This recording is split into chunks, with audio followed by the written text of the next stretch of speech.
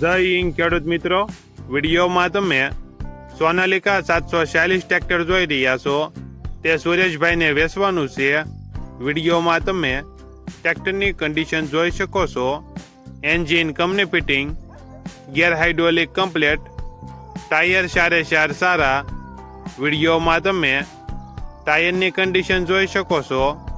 Tyre સારી કન્ડિશનમાં છે. ટ્રેક્ટરમાં કોઈ પ્રકારનો ફોલ્ટ નથી. સુરેશભાઈને ફૂલ જવાબદારી સાથે સોનાલિકા 746 ટ્રેક્ટર વેચવાનું છે.